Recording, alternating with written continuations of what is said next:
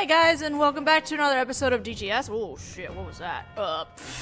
Mic issues, I guess? I have no idea. Anyway, we have... Oh shoot, what were we doing?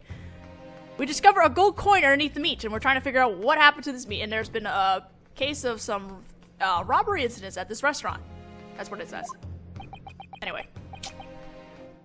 Setting aside this thief business, it's pretty obvious who's responsible for stealing and hiding your coins, sir. Eh? What? It seems that we should hear what the defense has to say. Point out the despicable criminal who stole and concealed Sona Higurashi-san's gold coin under the meat. Why this soldier here, Uzukumaro? Take out my stylus now, so I have it. It was obviously you! Sergeant Uzukumaro! You! How dare you, you miscreant! Miscreant? Stole the gold coin, you say? The restaurant's thief, you say? Do you honestly intend to make that accusation? That my son, Koromaru, is guilty of all of that? No! Not your cute baby.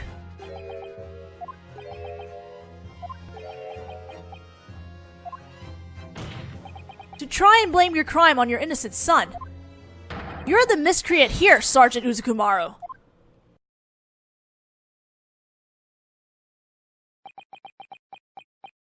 Ugh.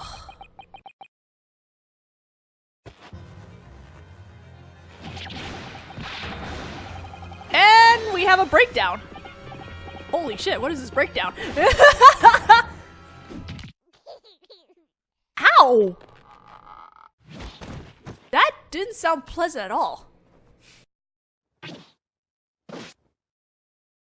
Baby!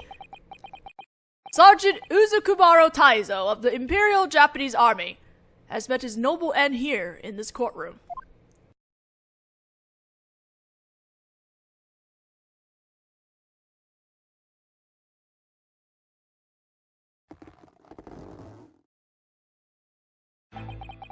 Did you know that we members of the Imperial Army charged with protecting this nation have shockingly low salaries? I did hear that the special tax that was imposed during wartime is still in place, even now that the war is over, and that the non-commissioned officers were struggling to get by. All I wanted was to be able to give my son, Koromaru, a hot meal. So you started stealing at that restaurant. Rich folks gather at that restaurant. I would go to that restaurant about once every 3 days to look for my next target. While I gnawed away at my steak lunch with these glorious teeth of mine. I'm surprised you managed to be able to afford the steak. I had a feeling just by looking at him that he wasn't the type to use a knife and fork. So then that day, you went after the old man's gold coin. Yes, that's right. That old man left himself wide open. I had no trouble slipping that coin into my pocket. Ooh, what a splendid, mysterious thief you made. Then I gathered up my partially eaten steak. I was about to leave when...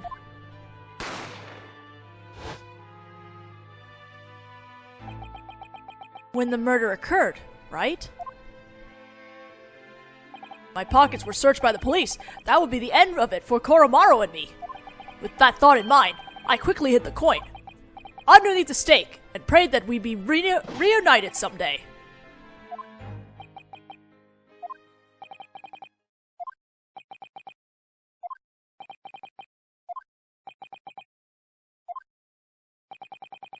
Good lord.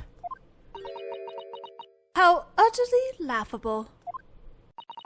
Perhaps you wouldn't mind continuing this useless farce without me. Miss Giselle. Oh, pardon our rudeness. Let us put an end to this needless holdup now once and for all.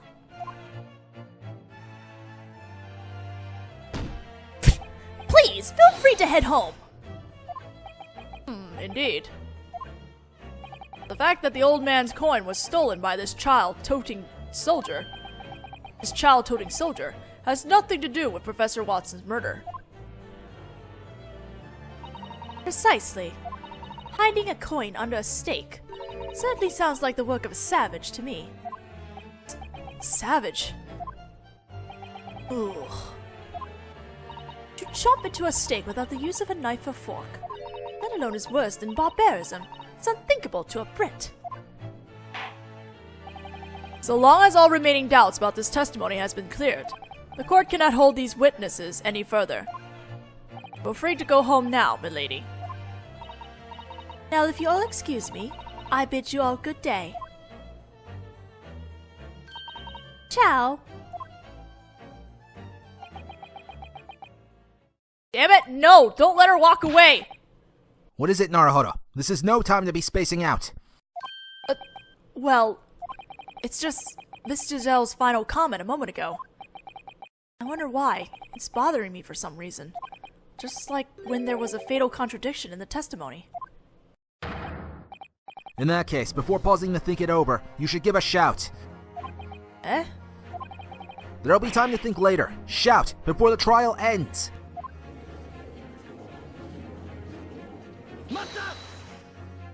One moment, please, Miss Giselle. What now? Miss Giselle, this time it really will be the last. I just need to hear your explanation.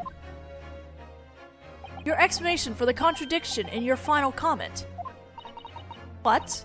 A contradiction? You!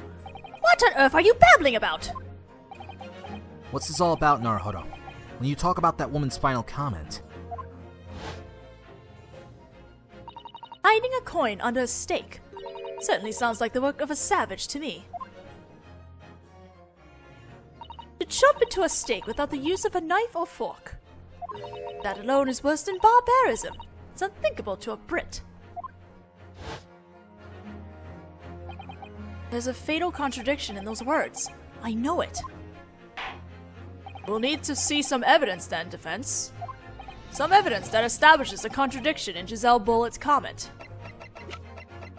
Let's look at the steak again. This is the steak that the lady was eating when the murder took place. To be precise, this is the steak that was on the victim's table when the murder took place. It's the same thing, isn't it? There's one very unnatural thing about this steak. What do you mean, unnatural? I'm talking, of course, about the shape of the cuts taken out of the meat. Oh, now you see it. It seems like you understand what I'm getting at, Miss Giselle. Just what do you mean? Earlier, Miss Giselle stated the following. To chomp into a steak without the use of a knife or fork is unthinkable. Well, it's true. She's a lady, after all. But please direct your attention to the cuts taken out of the steak. As you can clearly see, it's clearly covered in wild-looking teeth marks. Oh! That woman seems to have realized something. It's not her steak. In the event that the witness politely made use of her knife and fork when eating her meal, there's no way her steak would be in such ragged shape. But what are you trying to say then? Even a lady would chop into her meat if she's...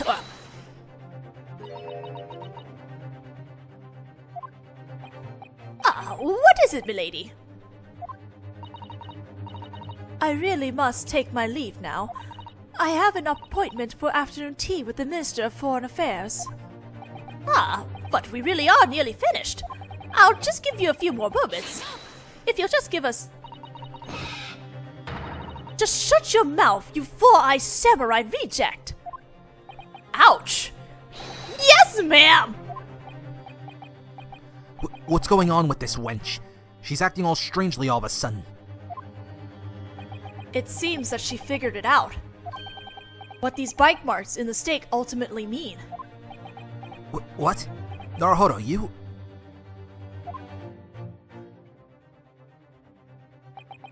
Finally. Now everything's coming together at last. ugly bite marks left in the steak, which was supposedly eaten politely. The reason the blood splatter I thought I saw disappeared. And the evidence to prove who really shot Professor Watson. Well, it may be that there's something unnatural about this steak. What on earth is that supposed to tell us? Everything we need to know about this case. Did you say everything? This ugly bite mark covered steak should be connected to some decisive evidence. To the evidence that proves who shot Professor Watson. I've had enough of your talk. Decisive evidence, you say? It's obvious that you don't have any. That's exactly the sort of flimsy bluff I expect from a Japanese person. How can you say that with so much authority? It's simple. If you had any such evidence, you would have presented it You would have presented it by now. That's true. As of right now, I haven't presented it yet. What? But even so, that doesn't mean it doesn't exist. Ridiculous! There's no way you would have continued the trial this long without presenting such evidence! In other words, it must not exist! But I know who does have that evidence. If I ask that person and have them present it, I think that will clear up everything about this case. Now then, this is the last request made to the defense. Who holds the evidence that will make this whole case clear? Osanaga himself. That would of course be Detective Hosanaga. What do you mean by of course? Eh? The thought of me concealing decisive evidence. It's outrageous! No. That's not what I was implying. The thing that all of this hinges on is this bite mark covered steak. Bite mark. Earlier, Sergeant Uzukumaro testified that he had gnawed away at his steak lunch with his teeth. Then he hid the coin he swiped from the old man under the meat. What are you getting at, you little upstart? Are you trying to pick a fight with me? There's something I'd like to ask you, Sergeant. Was the steak you hid the coin under your own? Soldier! Obviously, I may be an Imperial soldier. But even I don't have the guts to swipe the meat from an English lady right in front of her eyes. In other words, the steak the detective presented earlier belonged to you, right, Sergeant Uzukumaro? But that doesn't strike you as strange? After all, this was confiscated from the victim's table. 3 objections now. A lady wouldn't gnaw on her meat, and she also didn't have the opportunity to steal the coin. Of course I didn't. Those accusations are an insult to the Great British Empire. But in that case, what are we to make of this contradiction? That's right! Don't tell me you are trying to claim that this soldier swapped the steak plates!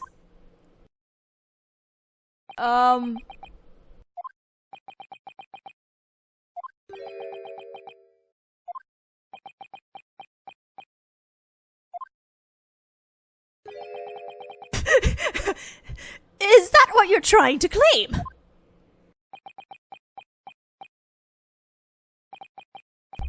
To be honest, I witnessed a murder taking place right before my eyes, and my mind went blank. I immediately lifted up my meat and hid the coin under it. When the head waiter revealed that he was actually a detective, I attempted to retreat from the scene. If that detective decided on a whim to check under my meat, that would be the end of everything for me. But I found my opportunity when he apprehended the college student and dragged him over to the kitchen.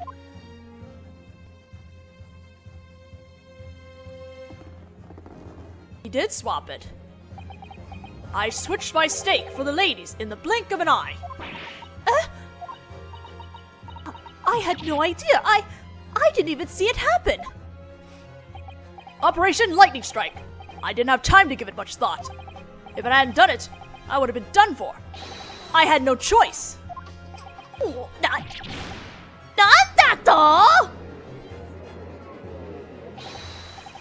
However, be at ease, Mr. Prosecutor. About what? I swear on this Imperial Army's uniform of mine that was the only contamination of the crime scene that I committed. It's still incredibly severe. If Sergeant Uzukumaro swapped the stakes, that can only mean that he moved Miss Giselle's stake over to his own table. Indeed, that would have to have been the case. Detective Hosonaga. Yes. You said earlier that you had confiscated both Miss Giselle and Sergeant Uzukumaro's stakes.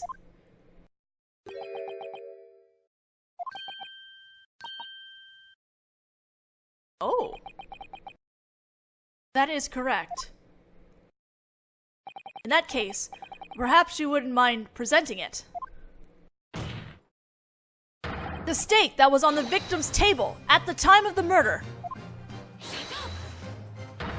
It's too late for that to make any difference now.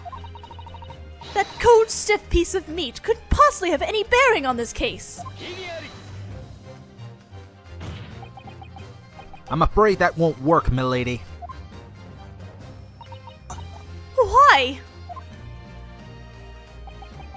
For starters, I'm sure you recall what started this whole business about the stakes. Huh. You were the ones who insisted on making an issue out of it, right? It was this man's memory.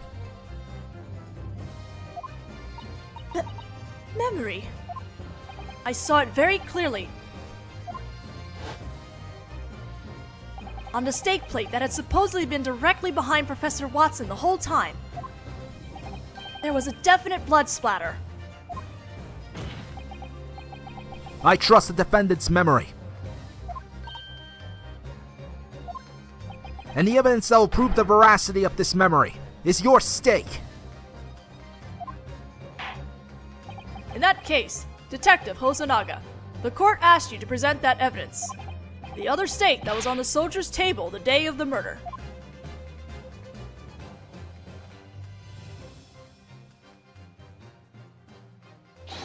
Yes, sir! Or as a very long hi.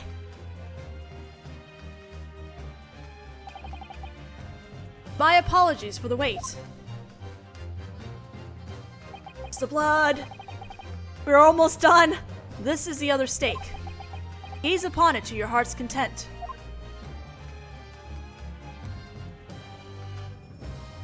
The blood splatter is right there, plain as day. This makes everything clear.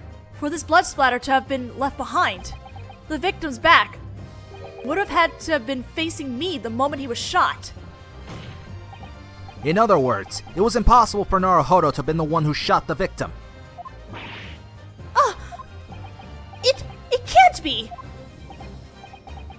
As for the number of people who could have shot Professor Watson's head on at that time, there was only one. I don't think I even need to say it at this point, do I? Got you now! It was, yes, Miss Giselle Bullet. It was you!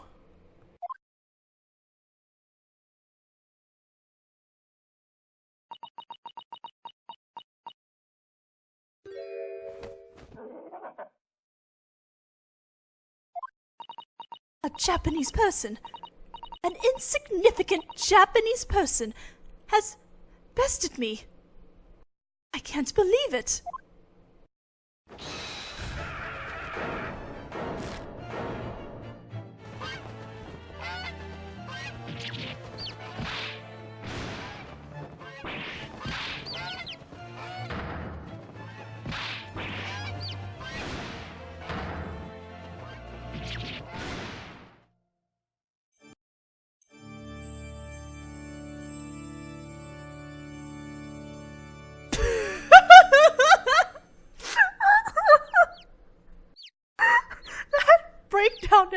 job's getting old.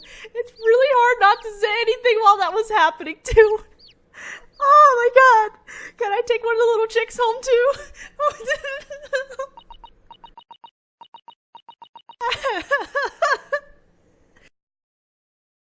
Okay.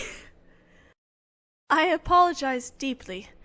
It seems that I lost myself for a moment. I am unworthy of the title of Lady of Great Britain. I beg your indulgence. In that case, witness. Perhaps you wouldn't mind telling us what really happened. With pleasure.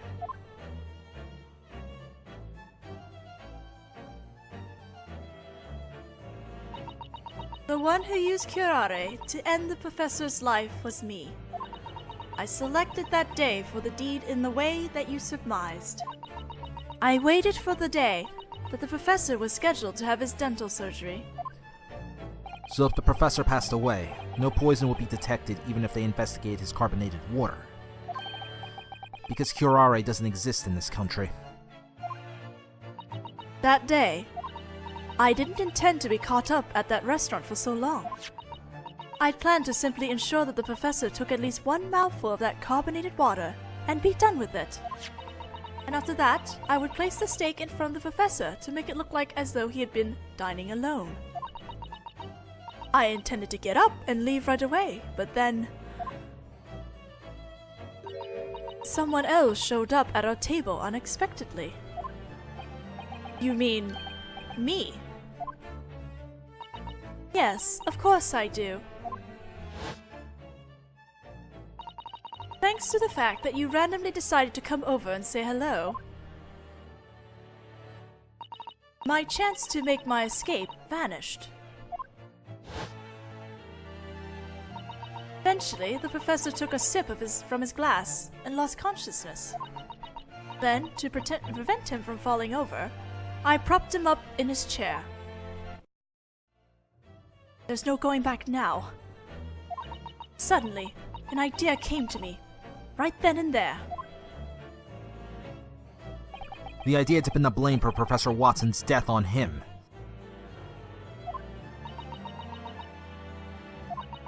The professor always carried a pistol on him for self-defense. I thought to make use of that fact. That day, I put a small bottle of curare into my handbag. Then, I concealed my own pistol underneath my skirts. Under your skirts? So there really were two pistols on the scene then? Yes. I had just finished my coffee and was about to leave the restaurant. That's when you put the professor's pistol on the floor, correct? Actually, now that I think about it, couldn't I have just checked Watson's pistol and see that it wasn't fired? I think I just solved this issue a lot quicker. In a place where I definitely see it as I pass by. You notice the falling pistol lying there, all according to plan. Then, the moment you picked it up from the floor,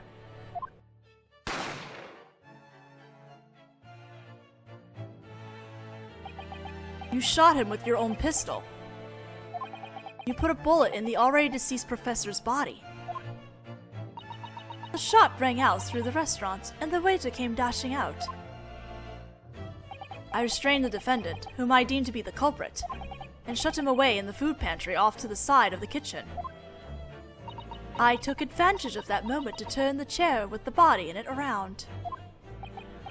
And that, of course, was to make it look as though the defendant had shot Professor Watson, wasn't it?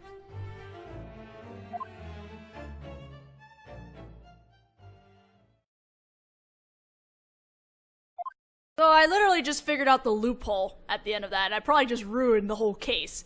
Sorry. And that's it. That concludes the tale of my crime. Why did you do it, though? I mean, yes, I know your name is Giselle Bullet, but why did you do it?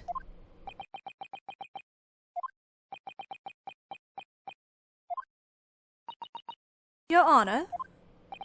Yes? If you wouldn't mind, perhaps later, I could speak with you privately. I'll await your visit. Now then, everyone, I bid you good day. I hope you'll be able to forgive me, Naruhodō-sama. She called him Sama. Not sure she's insulting him for saying that, but calling him Naruhodō-sama.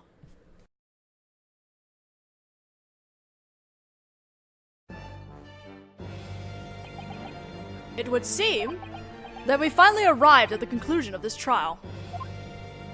Do you have anything to add, Prosecutor Aochi? This is ridiculous! How could I, the Honorable Aochi, be defeated by these college student imposters? You would do well to think long and hard about your prosecuting career from this point on. Ugh. Naruhodō Ryūnosuke! Yes? The Oichi clan will never forget my grudge towards you. The prideful will be tripped up by the young. History has proven that to us. You do well to engrave what you feel in this moment upon your heart.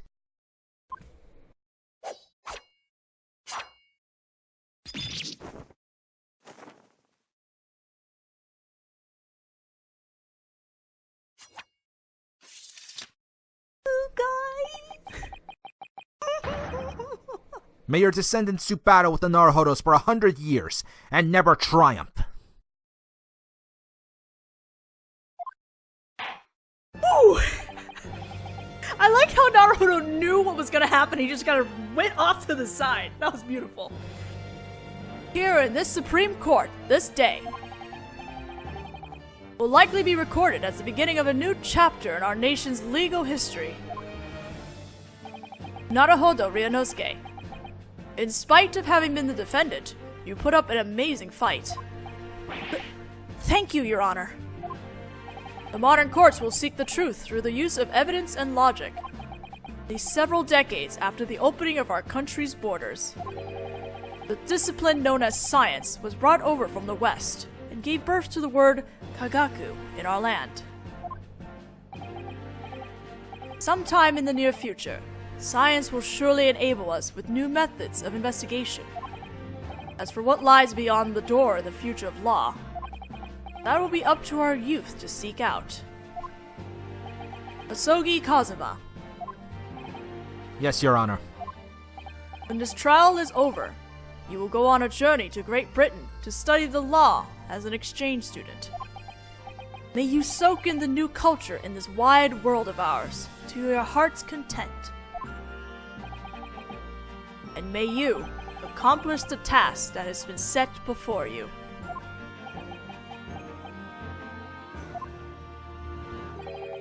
Understood, Your Honor. What's wrong? You're making a scary face. No, it's nothing. And you, Naruhodō Ryūnosuke. Yes. For some reason, I feel this mysterious sense of potential from you. I can't wait to see how that potential will develop. Thank you very much.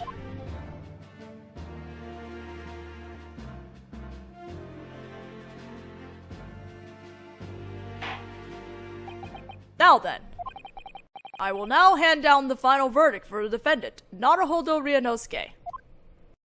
Not guilty! Is it Yuzai? Muzai is... Oh shit, I forgot. I forget which one was not guilty and guilty. This concludes today's trial.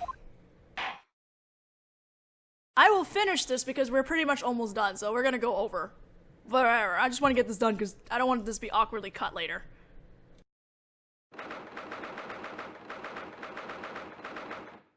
Same day, 2:46 in the afternoon, defendant lobby number 5. Can't believe I'm able to stand here like this now. I won the battle. of the Supreme Court trial. Naruhodō, you really did this time. Allow me to congratulate you. In that case, let me say this now. Thank you, Asogi. Watching you defend in there was quite a thrill. Don't forget, you owe me an extra large beef nabe from Yume Cafeteria. That was quite a performance in there, you two. I offer my heartfelt congratulations on your not guilty verdict. Well, if it isn't Legal Aid Mikotoba, you gave quite a performance yourself. Oh no, I didn't really. Thank you very much. I don't know what we would have done without these research materials. Please, express those sentiments to my father. I simply went to Yume University at his behest. Your father? Come to think of it, this girl. I apologize for interrupting the trial. I am the defense legal aid, Mikotoba Susato. She said her last name was Mikotoba. Hey there, everyone. That was quite a performance in there. Naruhodō Ryūnosuke-kun, you did so well in there. Thank you very much. No, I'm the one who should be thanking you. After all, you exposed the identity of the murderer who robbed my good friend of his life. Good friend. Come to think of it, you said that earlier. That you were the one who invited Professor Watson to Yume University. Yes, that's correct. Professor Mikotoba spent several years as an exchange student in Great Britain studying medical science. And that's where you met Professor Watson, correct? Yes, that's correct. The two of us worked together at a certain hospital. Together? That's also the first I've heard of this, Professor. It was a long time ago. More importantly, Asogi-kun, I believe your time has come at last. I have a feeling that little topic about their Watson and Mikotoba is probably going to come up in the future. Maybe not in this game, but maybe in the future.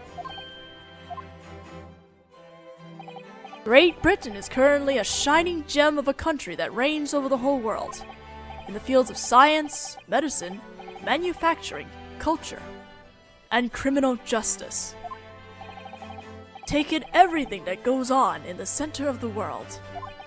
Yes, I will take in as much as I can. With this Asogi spirit of mine. Are you planning to take that katana to Great Britain with you? Of course. The katana is the heart and soul of a Japanese man, and this infallible blade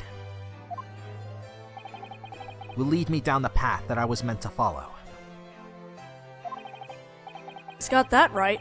Something pretty horrific happened, thanks to its sharpness. Ah, come to think of it, what will happen to that woman? The one responsible for Professor Watson's death, Giselle Bullitt. Oh, her. To tell the truth, it's not something I'm eager to talk about, but... What is it? I thought you'd be glad that she'll be brought to justice as the true killer. She'll be deported from this country. She'll likely be headed for Shanghai soon. Shanghai?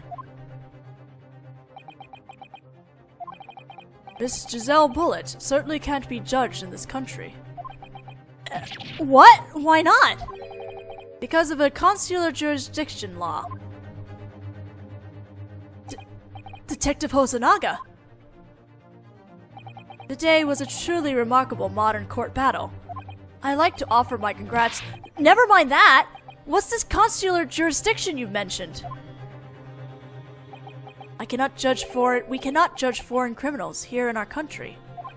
We can't judge them? Then who on earth will bring her to justice?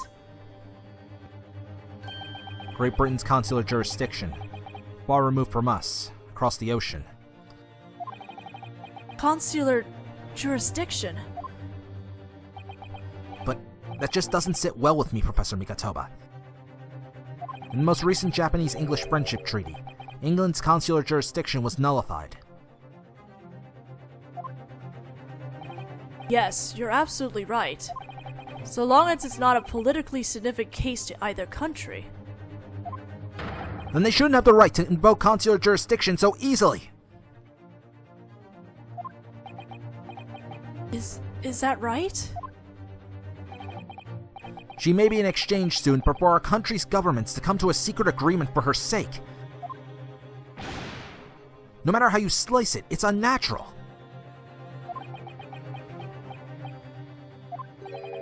Giselle Bullitt can't be judged in our country. In other words, that for that exchange student, this trial was nothing more than a game, ultimately unable to harm her. How can that be? A deportation request came in from the British Ministry of Foreign Affairs in regards to this case.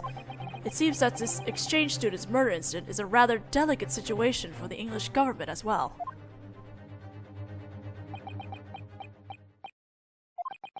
We're about to change everything with our own hands.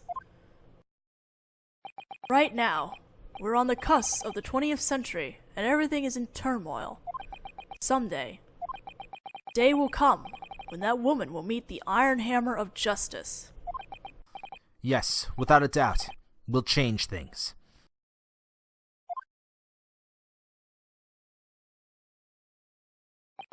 Well, that's enough talk of depressing topics. For now, why don't we all join together in celebration? Professor Mikatoba. Yes, you're right. Nothing can be helped by sitting around and looking depressed. Let's celebrate with everything we've got. To Naruhodō Ryūnosuke's not guilty verdict. In that case, we'd love to see you at La Quanta's. I, head waiter Hosonaga, will prepare a special dinner for you. I thought you were a detective.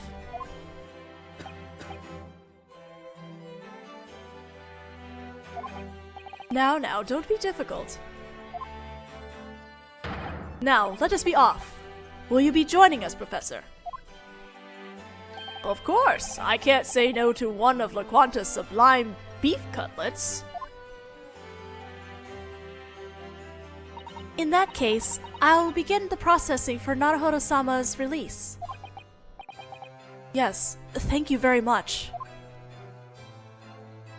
Well, if anything, at least reprove your innocence, Ryūnosuke. It sucks, but Miss Giselle can't be judged in this country. Does that mean we'll never know how it turned out? Why did she kill Professor Watson to begin with? Sogi. What is it, Naruhodō? Let me say thank you to you one more time. You really came through for me today. I didn't do anything. You defended yourself in there. Sogi, I think someday you'll become the greatest defense attorney the world has ever seen. Well, I wonder about that. To be honest, I was thinking about it all throughout the trial. That maybe you're the one who was meant to become a lawyer. Eh? What are you saying? The only time I really helped you today was at the very beginning. You have amazing talent as a lawyer. Oh no, I don't think I could ever fight such a harsh battle ever again.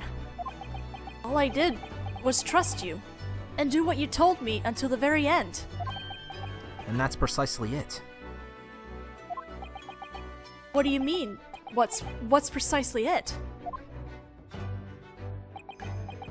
Say, Naruhodō, do you know what a lawyer's greatest weapon is? Well, it's gotta be knowledge of the law, or... No. It's the power to believe. Power to believe? A lawyer has to fight for their client, and believe in them no matter what. I guess that's true. You believed in me, after all. I'm just a regular human being. I don't have any magical powers that allow me to divine the truth. Even so, I have to stand at defense's bench and believe in something. When I'm pursuing something in court for all I'm worth. But when it comes being able to believe in what you're supposed to until the bitter end, that's not something just anyone can do. Belief in the client. Today, you believed in me, a mere student, until the bitter end. Even though we found ourselves in dire straits over and over again, you never turned your back on me.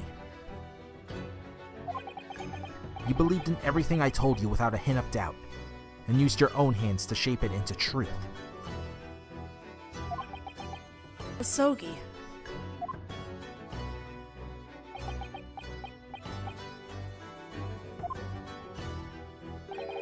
Actually, Naruhodō, there's something I've been meaning to talk to you about. I have a favor to ask you, from the bottom of my heart. What is it? You're being weirdly formal. Oh! Are you two still here? Detective Hosonaga. I've arranged for a rickshaw. Now let us be off. Yes, sorry, we'll be right there.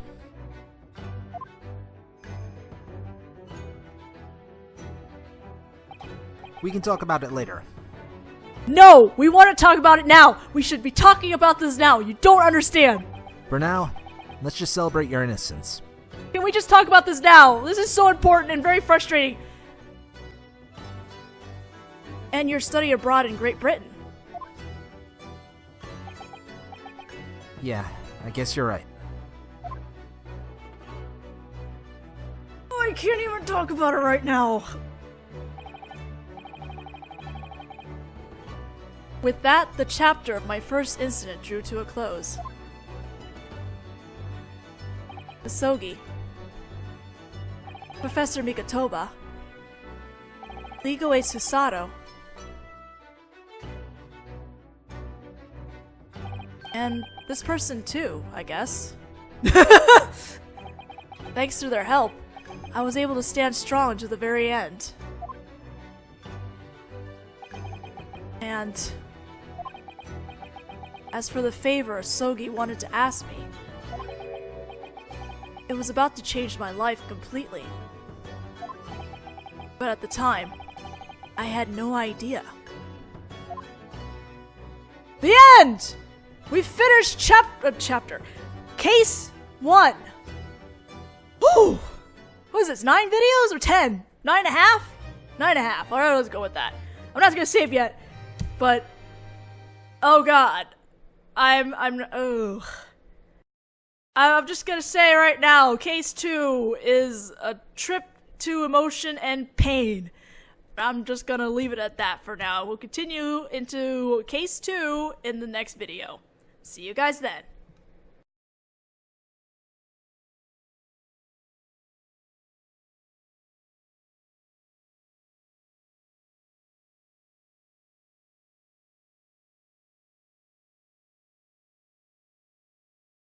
How can you say that so authoritative? Oh, fuck me. How can you say that so authoritative? Okay, you know what? I'm using a thesaurus. We're gonna look this up. How can you say that so authoritative? Authoritative. It's a real word. I looked it up, but I'm sorry, Taza, that I cannot say this word to save my life. Seriously, is that swan alive or something, or... Okay, that thing is definitely alive. I'm scared. What the fuck is happening? What the fuck? What the fuck is this? What the fuck was that? I don't even... Yeah, I am successfully broken. I don't even know what the hell else to say to that. That was hands down one of the greatest fucking breakdowns I've ever seen in my entire life.